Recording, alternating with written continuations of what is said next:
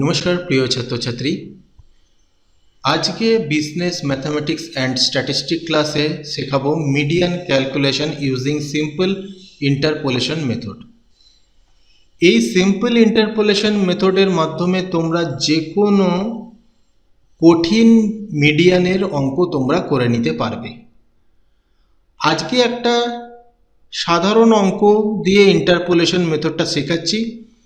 পূর্ববর্তী ক্লাসগুলোতে যে মিডিয়ানের সূত্র দিয়ে আমরা অঙ্ক করেছিলাম সেই রকম টাইপেরই একটা অঙ্ক ইন্টারপোলেশন মেথড মাধ্যমে করে দেখাচ্ছি। তো প্রথমে একটু সূত্র বিশ্লেষণ করার আগে পূর্বের ক্লাসে যে সূত্র ব্যবহার করেছি সেই সূত্রটাকে নিয়ে আমরা একটু আলোচনা করে নিই। দেখো, পূর্বে যে অঙ্কটা দিয়েছিলাম, এই অঙ্কর ক্ষেত্রে প্রথমেই আমরা n/2 আমরা নির্ণয় করেছি। n/2 নির্ণয় করেছি। তো এখানে n রয়েছে, তাকে 2 দিয়ে ভাগ করেছি n/2। এবার কিউমুলেটিভ ফ্রিকোয়েন্সি একটা তালিকা আমরা তৈরি করেছিলাম। তার মধ্যে আমাদের কিউমুলেটিভ ফ্রিকোয়েন্সির মধ্যে এই যে n/2 কত হয়েছে 25, এই 25টা কোথায় হবে সেটা আমরা খুঁজেছি। তো 15 আর 34-এর মাঝে 25 রয়েছে। তো সেক্ষেত্রে আমরা সূত্রে যে CF বা F ছিল সেটা আমরা এই ওপরের অংশটা ধরেছি, এবং যেখানে n/2টা হয়েছে তার ঠিক নিচে যে প্রথম বড় যে কিউমুলেটিভ ফ্রিকোয়েন্সি তার রিলেটেড ফ্রিকোয়েন্সিটা নিয়েছিলাম, এবং মধ্যমা যে শ্রেণী সেইটা আমরা নিয়েছিলাম। এক্ষেত্রে তোমাদের বলে রাখি, এরকমভাবেই ক্যালকুলেশন করতে হবে, কিন্তু এক্ষেত্রে এইটা আমরা ইউজ করব না। ইউজ করব আমরা এই n/2 এর ওপরেরটা এবং তার ঠিক নিচেরটা। এই কিউমুলেটিভ ফ্রিকোয়েন্সি দিয়ে আমাদের অঙ্কটা করতে হবে। তো এখানে দেখো সূত্রে রয়েছে, দেখো মিডিয়ান এটা বার করবে, এটা তো এরকমই থাকবে, এখানে x ধরেও নিতে পারো, মিডিয়ান ইকুয়াল টু x, দরকার নেই মিডিয়ান লেখাটাই থাকুক।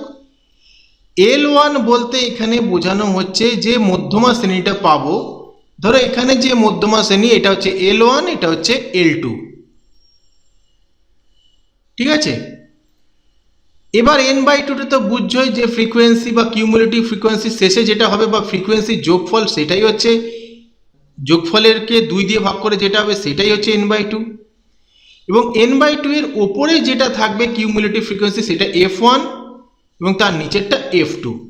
এখানে L2 বলতে সূত্রের মধ্যে মধ্যমা শ্রেণীর আপার লিমিট আর L1 মধ্যমা শ্রেণীর লোয়ার লিমিট। তো এখন আমরা একটা অঙ্ক নিচ্ছি, সেই অঙ্কটা করাবো। এই যে আজকের অঙ্কটা হচ্ছে এটা, এই অঙ্কটার মাধ্যমে ইন্টারপোলেশন মেথড বোঝাবো। এখানে মধ্যমা নম্বর নির্ণয় করতে দিয়েছে, অর্থাৎ মধ্যমা নির্ণয় করতে দিয়েছে। তো এই সারণী দিয়ে আমরা এখন একটা কিউমুলেটিভ ফ্রিকোয়েন্সি সারণী তৈরি করব। তো এখানে দেখো একটা জিনিস দেখে নেবে, প্রতিটা অঙ্কের ক্ষেত্রে দেখো এখানে 0 থেকে 20, 21 থেকে 30, 31, এখানে দেখো একটা করে বেড়েছে। একটা করে বেড়ে গেলে আমি কি বলেছি, শ্রেণী সীমানা বার করতে হবে। তাহলে এগুলো দেখতে কেমন হবে, তাহলে 0 থেকে 20.5, তারপরেরটা হবে 20.5, লোয়ার লিমিট থেকে 0.5 বাদ দেবে, আপার লিমিট থেকে 0.5 যুক্ত করবে, 0 থেকে কিছু বাদ দেওয়ার দরকার নেই। তো এরকমভাবে করতে হবে, এরকম পরপর বানিয়ে নিতে হবে তোমাদের কিউমুলেটিভ ফ্রিকোয়েন্সি। এই অঙ্কের ক্ষেত্রে তোমরা যে কিউমুলেটিভ ফ্রিকোয়েন্সি টেবিলটা তোমাদের করে দেখাবো, সেখানে কিন্তু এখানে যে 0 থেকে 25 রয়েছে, 25 থেকে তারপরে হবে 30.5, তারপরে হবে 41.5, 51.5, 61.5, 71.5, এই যে এরকমভাবে আসবে প্রত্যেকটা। তো দেখে নাও কিভাবে আমি করেছি। দেখো 0 রয়েছে, 20.5, 30.5, 40.5, 50.5, 60.5, 70.5, 80.5 আমরা লিখে নিলাম যে কিউমুলেটিভ ফ্রিকোয়েন্সি সারণী যেটা রয়েছে। শুধু এই আপার লিমিটটা শুধু তোমরা নিয়ে নেবে, আপার লিমিট যেটা ক্লাস বাউন্ডারি বেরোবে, অর্থাৎ 0.5 বাদ দিয়ে যোগ করে যেটা বেরাবে 20.5, 30.5, 40.5, 50.5 ক্লাস বাউন্ডারি বার করার সময় যদি ক্লাস বাউন্ডারি দিয়েই দেয় তাহলে এইটাই যা আছে সেটাই বসিয়ে দেবে। প্রথমটা যেহেতু 0 রয়েছে তাই 0ই থাক।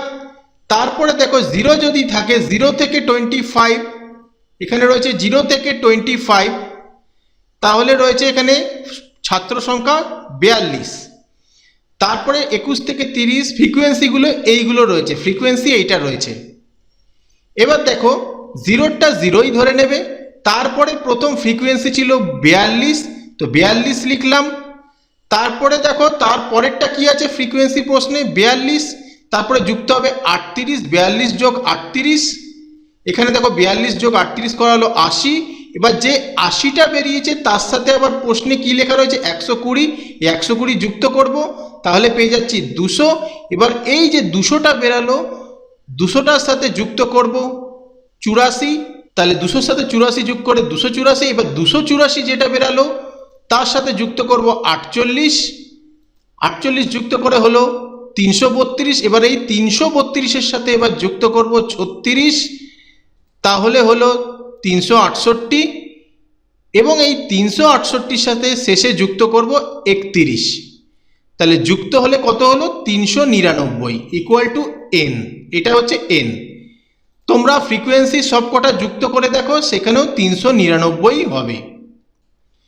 তো তোমাদের অন্য যে মেথডটা রয়েছে সেই মেথডের সাথে এখানে শুধু একটু তফাৎ রয়েছে, এখানে শুধু একদিকটাই লিখবে এবং ফ্রিকোয়েন্সি যেটা রয়েছে কিউমুলেটিভ ফ্রিকোয়েন্সি সেটা তোমাদের লিখতে হবে, ফ্রিকোয়েন্সির আলাদা করে কোনো কলম করতে হবে না। শুধু এই দুটো তোমরা বুঝে নাও, কারণ কঠিন অঙ্ক করতে গেলে ইন্টারপোলেশন মেথড অবশ্যই তোমাদের দরকার। কারণ এতটুকু জিনিস যদি বুঝতে একটু কঠিন হয় চেষ্টা করবে বোঝার, যদি বুঝে ফেলতে পারো বাকি যে কঠিন প্রশ্নগুলো আসবে কিউমুলেটিভ এই মিডিয়ান নির্ণয়, সেক্ষেত্রে কিন্তু এই সূত্রটাই সবচেয়ে বেশি কার্যকর হবে। তো কিভাবে সাজালাম আমি বলে দিলাম। তারপরে কিউমুলেটিভ ফ্রিকোয়েন্সি ক্রমযৌগিক পরিসংখ্যা এটার তালিকা লিখে নেবে, বার করে নেবে, এটা ইকুয়াল টু n হলো। এখানে ফ্রিকোয়েন্সির কোনো কিছু দেবে না, ফ্রিকোয়েন্সির কোনো কিছু উল্লেখ করার দরকার নেই। এবার আসি কি করতে হবে তোমাদের সূত্রর মধ্যে যে যে জিনিসগুলো রয়েছে, এই যে সূত্রের মধ্যে যে জিনিস রয়েছে L1, n/2, F1, F2, L2, এইগুলো কোন জিনিসগুলো হবে সেটা আমরা দেখে নিই। ভালো করে দেখো, আমাদের এখানে এই যে আমরা বিশ্লেষণ করার এখানে এনেছি, আমাদের n/2 আগে বার করে নিতে হবে, n/2 আগে বার করে নেবে তোমরা। তাহলে n/2 বার করতে গেলে কত হবে, আমাদের এখানে n আছে 399/2, এটা করলে কত হচ্ছে n/2, তাহলে কত হচ্ছে 199.5, 399কে 2 দিয়ে ভাগ করলে 199.5। ভালো করে যদি ক্রমযৌগিক তালিকাটা আমরা দেখি 199.5 কোথায় রয়েছে, 80 থেকে 200-র মাঝে রয়েছে নিশ্চয়ই, এর মাঝেই তো হওয়া উচিত। তাহলে 80 থেকে 200-র মাঝে থাকবে n/2, এই জায়গাটায় থাকবে n/2। যে 80 থেকে যদি 200-র মধ্যে n/2 হয় তাহলে এই 80টা হবে F1 আর এই 200টা হবে সূত্রের F2, ঠিক আছে। এবং এর রিলেটেড এই যে 30.5 সেটা হবে L1 এবং 40.5 এটা হবে L2, এর ঠিক মাঝেই মিডিয়ান রয়েছে। তাহলে বুঝতে পারলে সূত্রটা।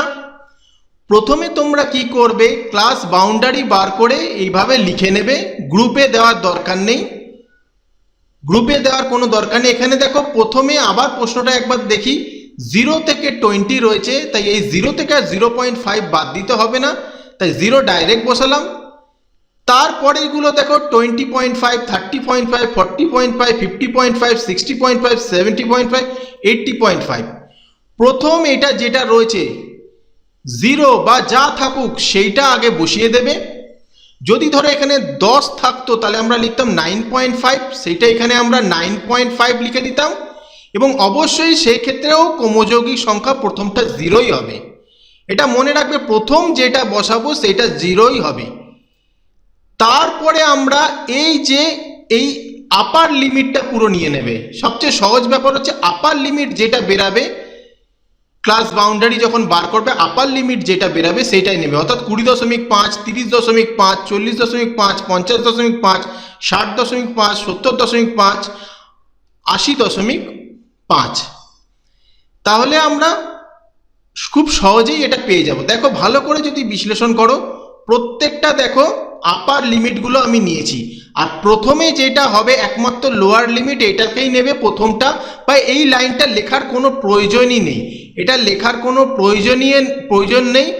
প্রশ্নের শুধু এই ধারটা শুধু নেবে, আপার লিমিটটা শুধু তোমরা নেবে, শুধু এই আপার লিমিটটা শুধু তোমরা নিয়ে নেবে। আপার লিমিট যেটা ক্লাস বাউন্ডারি বেরাবে, অর্থাৎ 0.5 বাদ দিয়ে যোগ করে যেটা বেরাবে 20.5, 30.5, 40.5, 50.5 ক্লাস বাউন্ডারি বার করার সময়। যদি ক্লাস বাউন্ডারি দিয়েই দেয় তাহলে এইটাই যা আছে সেটাই বসিয়ে দেবে এখানে। এই লাইনটা করার কোনো প্রয়োজন নেই, ঠিক আছে? এই লাইনটা না করেও তোমাদের উত্তর করতে পারবে। যাই হোক, এটা করার পরে কিউমুলেটিভ ফ্রিকোয়েন্সি করে নেবে। করে নেওয়ার পরে শেষে যেটা বেরোবে সেটা হবে n, সেটাকে 2 দিয়ে ভাগ করবে, n/2 হয়ে যাবে। এবার তোমাদের করণীয় কি, n/2 কোথায় রয়েছে সেটা দেখবে। আমাদের এখানে n/2 হয়েছে 199.5, তাহলে 199.5 80 আর 200-র মাঝেই থাকবে। n/2 199.5, 200-র কম রয়েছে, 80-র বেশি রয়েছে, তাহলে 199.5 এখানেই হবে। এই n/2 তাহলে যদি এখানে হয়, ঠিক তার ওপরে হবে f1। আবার বলে দিচ্ছি, তার ঠিক নিচে যেটা হবে সেটা হচ্ছে f2, এবং এর যে n/2 আছে তার সিধে সিধি যদি আসে এইটা হবে l1 এবং এইটা হবে l2। এই হলো ব্যাপার। এবার আমরা মানগুলো সূত্রে প্রয়োগ করছি। তো এইগুলো আমরা বার করে নিয়েছি, আর বলে কোনো লাভ নেই। মোট ছাত্র সংখ্যা বা n ফ্রিকোয়েন্সি এত রয়েছে, n/2 বেরিয়ে গেল, ঠিক আছে? পজিশনটা 80 এবং 200-র মধ্যে রয়েছে 99.5, তাহলে তার সাথে সম্পর্কিত যা হলো নম্বরগুলো হবে 30.5 এবং 40.5-এর মধ্যে রয়েছে। যাই হোক, এটা বুঝিয়ে দিয়েছি। এইবার এই যে সূত্রটা রয়েছে ইন্টারপোলেশন মেথডে, তার মধ্যে আমরা সবকটা মান বসাবো। তাহলে মানগুলো আমি বসিয়ে দিচ্ছি। তো মিডিয়ান তো বার করতে হবে, এটা তো মান বসাতে পারবো না। l1 ছিল 30.5, মান বসালাম, n/2 এর মান বসালাম, বিয়োগ f1 দিলাম, f2 মাইনাস f1, আবার এখানে l2 মাইনাস l1। এবার দেখো এটা যেমন ছিল তেমনই তো রয়েছে। 40.5 থেকে 30.5 বিয়োগ করলাম, তাহলে বাই 10 হলো 99.5 এবং 80 বিয়োগ ফল 119.5, 200 থেকে 80 বিয়োগ করলাম 120। এবার দেখো 10 এখানে রয়েছে,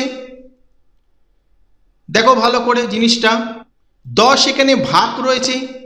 আমরা যদি ক্রস গুণ করি তাহলে কি হয়ে যাবে, 119.5 বাই 120 এ পাশে রয়েছে, এই যে 120 এ পাশে রয়েছে। এবার 10 এখানে ভাগ রয়েছে, এ পাশে আসলে গুণ হয়ে যাবে। তাহলে 119 আর 10-এর গুণফল কত হচ্ছে সেটা বার করে নেব, এবং তাকে 120 দিয়ে ভাগ করে নেব। সেটাই করা হয়েছে, 119.5কে 10 দিয়ে গুণ করা হয়েছে, 120 দিয়ে ভাগ করা হয়েছে।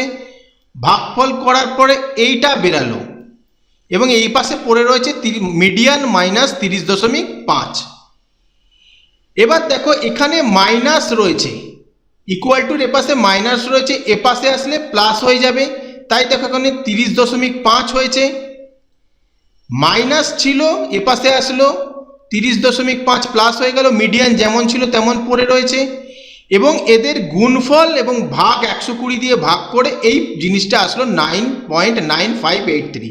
এবার এই দুটো যদি যোগ করি আমাদের আসছে 40.4583, বা অ্যাপ্রক্স আমরা ধরে নিচ্ছি 40.46। যেহেতু 5 বা 5-এর বেশি হলে এখানে একটা যোগ হয়ে যায়, ঠিক আছে? যাই হোক, এই হলো তোমাদের মধ্যমার নম্বর, মধ্যমা নির্ণয় মধ্যমা 40.46। এইভাবে তোমরা ইন্টারপোলেশন মেথডের মাধ্যমে মিডিয়ান ক্যালকুলেশন করতে পারবে। প্রাথমিকভাবে তোমাদের মনে হতে পারে যে আগের মেথডটাই সোজা ছিল, হয়তো প্রাথমিক দিক দিয়ে মনে হতে পারে, সত্যিই মনে হতে পারে ইন্টারপোলেশন মেথড একটু কঠিন, কিন্তু যখন আমরা কঠিন মিডিয়ানের অঙ্কগুলো দেবে, অনেক কিছু ক্যালকুলেশন করতে দেবে, লেস দেন টাইপ দিতে পারে, মোর দেন টাইপ, এরকম টাইপের অঙ্ক দিতে পারে, সেক্ষেত্রে কিন্তু অবশ্যই ইন্টারপোলেশন মেথড দরকার।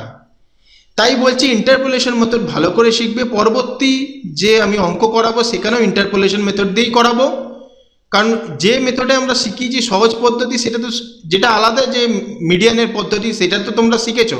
এবার অ্যাডভান্স লেভেল বা এর পরের যে অঙ্কগুলো আমি সবকটাই ইন্টারপোলেশনে করব, যাতে কঠিন অঙ্ক দিলে অবশ্যই তোমরা সমাধান করতে পারো। যাই হোক, ভিডিওটা ভালো লাগলে লাইক কমেন্ট শেয়ার করে দিও।